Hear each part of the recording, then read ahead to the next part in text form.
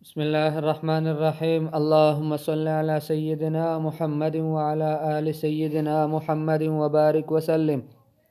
وعن أبي يزيد عن ابن يزيد بن الأخنس رضي الله عنهم وهو وأبوه وجده صحابيون قال: كان أبي يزيد أخرج دنانير يتصدق بها فوضعها عند رجل في المسجد، فجئت فأخذتها فأتيته بها فقال: والله ما إياك أردت، فخاصمته إلى رسول الله صلى الله عليه وسلم فقال: لك ما نويت يا يزيد ولك ما أخذت يا معن. رواه البخاري. أو كما قال النبي صلى الله عليه وسلم. دا روایت معن ابن یزید نه دی اور کتابو ولا لیکلی دی چې وهو و ابوه و جده صحابیون، چې دای په خپل او د پلور او د نیکه دا ټول صحاباوي. وایي چې د مو پلور یزید د دینارین وکشل کښېشول یتصدق بها، چې پاونه صدقه وکړو، یعنی خپل کې مې ریپې وې د سره پاک شي یو خاص مقدار د ریپې دا ګوشای کو ځون ته کښېاش او بیا وویل دغه نیت باندې چې په دا ودای صدقه کو. فوضعها عند رجل في المسجد، په جمع تک شي د یو سړي سره کښېشوې. فجئت فاخذتها، د ځای وایي چې زر لوړله اریپې مې ورنه وخستلې. فاتیته بها، پلور ته مې دا ریپې وروړلې، ورته مې وویل چې مو ریپې په جمع تک شي د سړي نه وخستې دي. فقال، وی چې پلور مې وویل والله ما ایاک ارد، په الله قسم چې مو خو تو د پوره نه وی شي.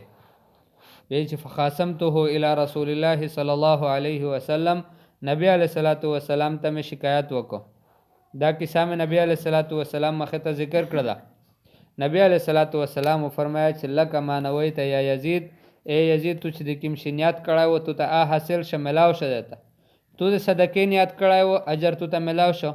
ولک ما اخذت یا معن، اور ای معن تو چې کومې پیسې واخیستې دي دا د څو دي.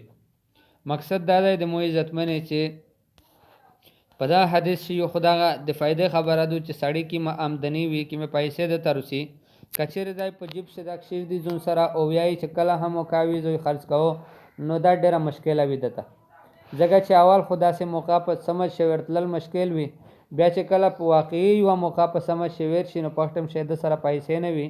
دې وجې نه ټوله شه بهترینه طریقه دا ده چې کوم دغه صحابي وکول یزید رضی الله تعالی عنه چې پیسې وې مقرره کړل چې دا پیسې زه خرڅ کوم. فرض کا د یو سړي سره 15,000 روپۍ دي، دا اول نه وایي چې 1500 په دا چې د الله په نوم باندې خرڅ کوم، نو په چار دو چې دا 1500 روپۍ دا ګوشې ځون سره کښېږدي، یوه صندوق شي کښېږدي، یوه کاسته یې ورکو خپل جیب شي کښېږدي. لکه څرنګه چې دغه صحابي د خپل د یو بل سړي سره په جمع تک شي شي. نو بیا یې پانه بعد دویمه خبره دا ده چې ځای روغی زوی هغه پیسې چې پلور یې شوی ګوشې او روخستلی، نو پلور یې ورته غوسه شو، ورته چې دا هم تو د پوره نه وی یې دا هم د الله په لار شه خرڅ کوله د پوره یې شوی. وایي چې نبی علیه الصلاۃ والسلام ته چې ورغله، چې نبی علیه الصلاۃ والسلام ته مو وویل دا کیسه مې ورته وکړه.